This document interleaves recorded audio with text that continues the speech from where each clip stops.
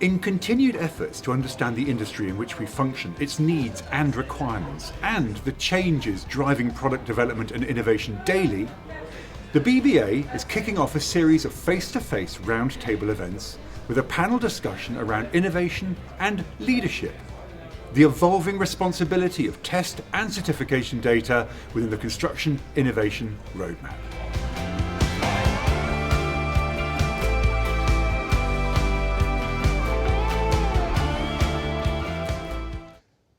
We're going to talk about how industry uses product testing data to actively tackle issues like technology adoption, worker productivity, skills shortage, housing demand, supply shortage, sustainability concerns, and catering for a digital future. Now, to kick off, we're going to turn to Anna Scothen. You are Chief Executive at the National Home Improvement Council, NHIC. Now, you've got, 20 plus years experiencing developing or interpreting trend analysis in the built environment. What strategic decisions can be made from data? Well, thank you. Lots is the quick answer. But let me set the scene, if I may, Neil. In the United Kingdom, we have around 1.2 million SMEs and micro professionals that work in the construction sector, particularly in the domestic repair, maintenance and home improvement sector. About a third of those contract back into Tier 1, so let's just forget those in this instance. And about 2/3 of that, as I say, work in the domestic RMI.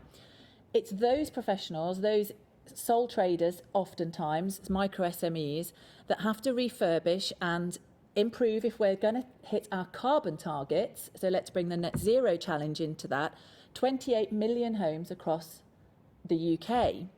Now, again, we can forget, can't we, the 40% that are social or private sector rented, and let's just think about the 60% that are left, that are owner occupied. It's about 18 million. So you've got about 18 million homes that have got to be delivered by about 800,000 professionals. So you can see that in 30 years, let's say, to get to 2050. The figures just don't add up. We've got massive skills shortages. We've got massive productivity issues. We've got massive sustainability challenges. So these are big, massive challenges that the industry has to face. And an area that can unlock that is digital. And an area within digital that will unlock it even further is around data usage, data sharing, data capture. So capturing the information when an installer, when an electrician does an intervention in a home, what grade of wires are used, what actually is done, and that then can connect into open data sources to look at. The common vernacular at the minute is a property passport that allows the homeowner to then understand what has been done to their home and have a single point of truth around what is going on in their home. So that when other installers further down the line are coming to do an intervention in that home, a new kitchen, improve its carbon efficiency, improve its energy performance, they're able to interrogate the property passport to understand what has been done, what can be done, still maintaining building safety, still maintaining the golden thread of data knowledge. And all of that technology exists. We just need to put it together. At the minute, the jigsaw's not quite put together. So I think there's massive opportunity for digital to unlock and really use data better. Okay, well, let me bring in Matthew. Matthew Sexton, you are Market Development and Technical Standards Director at BMI. Can you provide us with examples perhaps where the industry is using product data testing already to actively tackle some of the kind of issues that Anna brought up?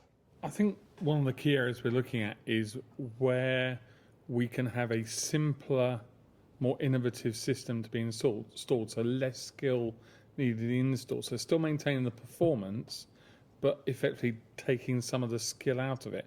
And that may be at cost. That might cost more money at a raw material level.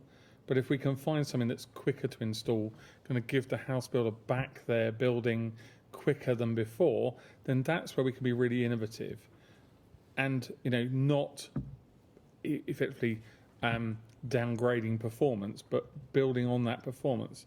The other area is that we're suffering from in the current economic sort of climate we're in with supply issues, is we've got to develop alternative raw materials. So we've got to be looking at our test data to look at where we can substitute and change between raw materials and not affect performance. Because it's gone are the days when you can find a supplier and say, I'm going to be with that supplier for that raw material for the next 10 years, because that's just doesn't happen anymore. We're lucky with, a lot of our raw materials, if they don't want to either change the raw material or change the source of it, within a year, 2 years. So that way we've got to build up alternative raw materials, and we've got to do that through testing.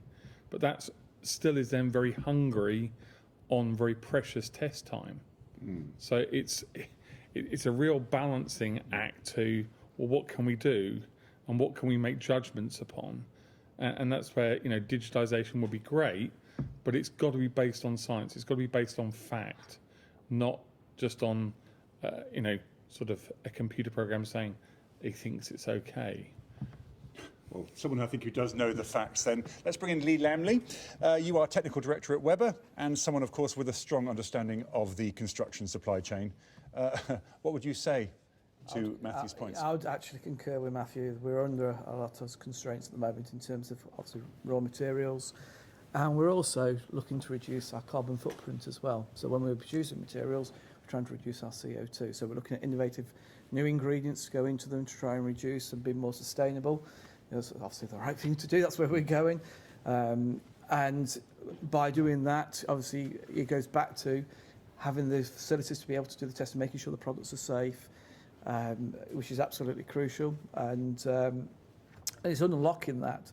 And the other thing is, we talk around modern methods of construction. I'm going to bring that into this because traditionally we talk around traditional construction. We have a cavity.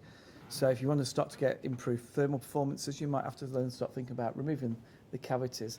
And there's a whole discussion around cavities alone, because cavities can then, if we talk about fire performance, are they at risk for fire? So spread of fire, how long does intermittent sealants or fire barriers going to last and stuff like that? So do you remove so there's a whole argument and debate around, do you remove the cavity or do you have a cavity? And that's around challenging the construction that we see today and the way that we build. And that's where the BBA comes in. But then it's the insurance companies and stuff like that. Will they then accept this type of construction? And you're trying to balance between moisture control and fire performance as well. So, and it goes back to testing. And then we start to look at testing, and what we used to do a long time ago. When I first started construction, I've been in construction for a considerable amount of years, and is building large scale. So you do large scale buildings, and then you build them, see how they perform, and you burn them. The BRE used to do it. They used to have a big hangar, they used to build the house and see how they perform.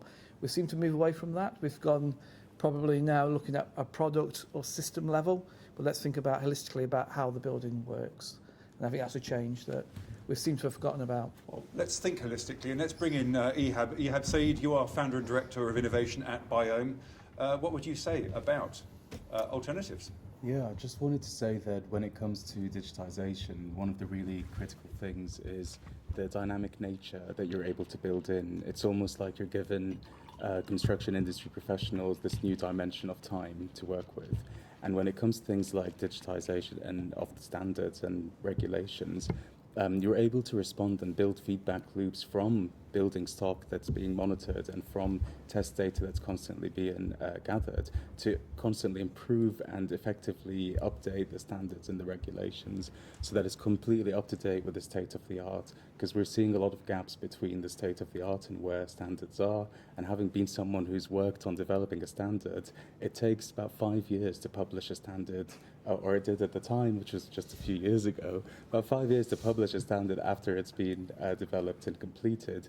At the time it was published, the data was already obsolete, unfortunately. So I think that dynamic nature in digitization is so critical for the fast responsive action that we need at a time of transformation in the industry. But again, one thing that we must always remember is the climate crisis that we're all needing to respond so quickly to with decarbonisation and things like that. Bill Hewlett, Technical Director here at the BBA. Obsolete data and a 5-year turnaround. What are your thoughts? What I'd like to do is pick up on a few points that have been made in the conversation, just really springing some good ideas there. So Matthew's point about installation. At the moment, we think very much about a product being an object, so we test the object. There's very little testing of how easy it is to install, if any. So is the BBA for the future going to have a bunch of, fit people putting in your products to test how quickly you can install them, how effectively? I think that's a great challenge to the table here. And also this thing about large-scale testing that Lee alluded to. And if we think back to the innovation of the 1970s, or sort of panel construction and so on, a lot of us think it's perhaps not that great, but actually, by and large, it's done pretty well. Where would we be without it? A lot of that was tested at full scale, and so if you get the volumetric modular construction, for example, and the intermodular void problem that you alluded to, I think that's well worth thinking about. And digital modelling, of course, can bring something to that. Then I think it was Matthew raised the point also about where do you get your raw materials from? Well, actually, I thought what you were going to say, EHAB, was grow your own, mate. So do you want to tell us about growing your own raw material? Well, I think absolutely, and it's very linked to that dynamic need, because we work with waste streams as our raw material. So we collect waste streams from the fashion industry, food industry, construction. We then feed that to mushrooms or work with it in a way that then creates high-performance construction materials. The construction industry requires these materials to perform at a very high level and at a consistent and uniform level. And of course, the risks are too big in construction. At the same time, you've got a very quick and responsive dynamic production process that can quickly take in different waste streams and turn them into reliable and tested and accredited materials. But the change and the resilience that we build into being able to use localized waste streams actually is kind of slowed down by the kind of static nature of current accreditation processes. But I think there are incredible things that are being done right now in the standards world that's enabling that kind of very quick response and very quick integration of iterative design and development. Isn't this at the heart of why, in my memory, the BBA was founded? Yes. Because the BBA was founded to fill a gap. It's coming back to Lee's point. Standards couldn't keep up with innovation, so the BBA was formed as to create an organisation that could fill that gap, could provide very experienced support and technical understanding, and look at products that there wasn't a standard for that product, and they could look at them and say, okay, but we could test it in this way, and we could try this, and we could do this, and actually then give the client and the customer the reassurance to use that system. And to me, that's what the BBA, in my mind, needs to get back to, is back to that root, back to that heart of why it was created, and not, should we say, certifying systems that have been used and tested over many years, but get back to filling the gap of bringing through innovation in a faster way. And I think we're all in agreement, standards can't do. And I'm not saying we shouldn't use standards, and I sit on a number of BSI committees myself, and I'm a big supporter of standards. But there is a place for a trusted organisation to fill the gap and give people confidence to use products that haven't been around long enough to gone through all that standardisation process and got those types of accreditation. Oh, it's music to my ears, Matthew. That's why I joined BBA about a year ago, and I guess it's probably why Hardy joined a couple of years ago. There's a definite gap, isn't it? If we want to encourage innovation, Yeah. the work we do can inform standards, but it'll take a while until that standard is established. Didn't realise it was quite as long here, but hopefully we can make it shorter in future, but there is Maybe still an a gap. isolated case. Well, we are running out of time for this topic, so let me turn to Simon at the other end there. Simon Ayres, you are CEO of Trustmark, and I know you wanted to bring something to the table. Well, I've got 2 points really on the comments made so far. One is, we've talked about innovation and disruption. If standards aren't meeting where they need to be, disrupt them, innovate, do something different.